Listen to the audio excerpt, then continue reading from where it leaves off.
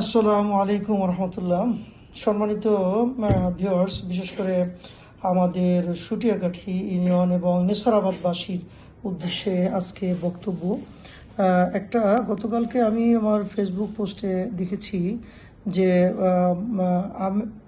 এনামুল হক রাজু নামে এক ভদ্রলোক, তিনি লিখেছেন যে ৯ নং সুটিয়াকাঠি ইউনিয়ন পরিষদে নির্বাচনে জামাতের বহিষ্কৃত রোকন শরীফ আহসানকে ঘিরে এক প্রার্থীদের আলোচনা চলছে। তো আমার প্রশ্ন হলো এনামুল হক রাজুর কাছে যে আমি যে জামায়াত ইসলাম রোকন থেকে বহিষ্কৃত হয়েছি, এইটার কোনো ডকুমেন্ট আপনার কাছে আছে কি? যদি কোনো ডকুমেন্ট থাকে দয়া করে আপনি আমাকে এটা প্রকাশ করবেন। কারণ হলো আমি তাহলে জানতে পারবো যে আসলে আমি বহিষ্কৃত হয়েছি।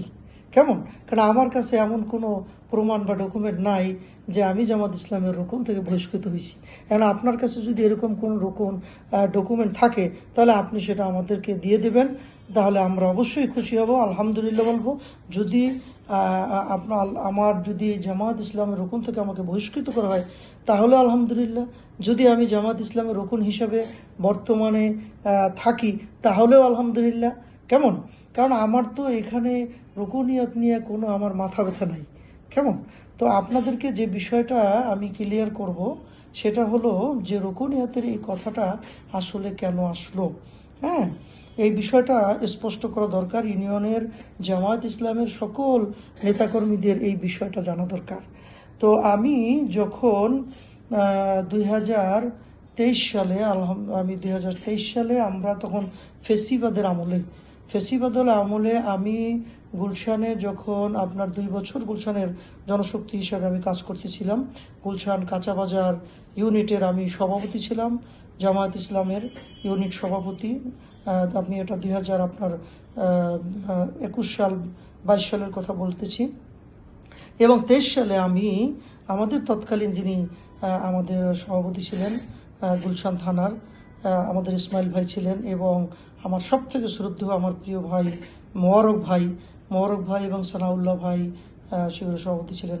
তো মোবারক ভাইয়ের উৎসাহ উদ্দীপনা এবং আমাদের জামাতের অন্যান্য ভাইদের উৎসাহ উদ্দীপনা, তাদের সাহস সহযোগিতা সব মিলিয়ে আমি 2023 সালে আমি এবং আমার আর এক ভাই আসাদ ভাই এবং আরও একজন ভাই ছিল, ভাইয়ের নামটা আমি ভুলে গেছি, আমরা 3 জন একসাথে রোকনের শপথ গ্রহণ করেছি 2023 সালে আপনার ফেসিবাদের আমলে মহাখালীতে।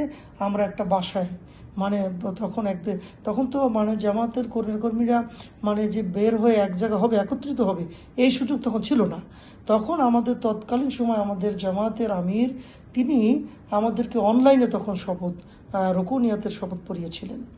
তো আমার মনে আছে সেই দিনের কথা, আলহামদুলিল্লাহ।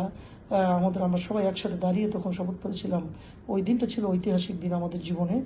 তো বিসমিল্লাহির রহমানির রহিম, কুল ইন্না সলাতি ওয়া নুসুকি ওয়া মাহইয়ায়া ওয়া মামাতি লিল্লাহি রাব্বিল আলামিন।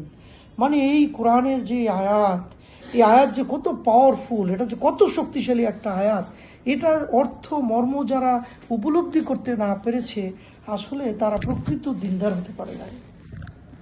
তো আমরা ওই দিন শপথ করেছিলাম আল্লাহকে সাক্ষী রেখে যে আমরা আমাদের জান, আমাদের মাল, আমাদের নামাজ, আমাদের কুরবানি, আমাদের সব কিছু আল্লাহর জন্য আমরা উৎসর্গ করেছিলাম। বুঝতে পেরেছেন? তো এই যে একটা শপথের মধ্য দিয়ে আলহামদুলিল্লাহ আমরা রোকন হয়েছি এবং আমরা দীর্ঘদিন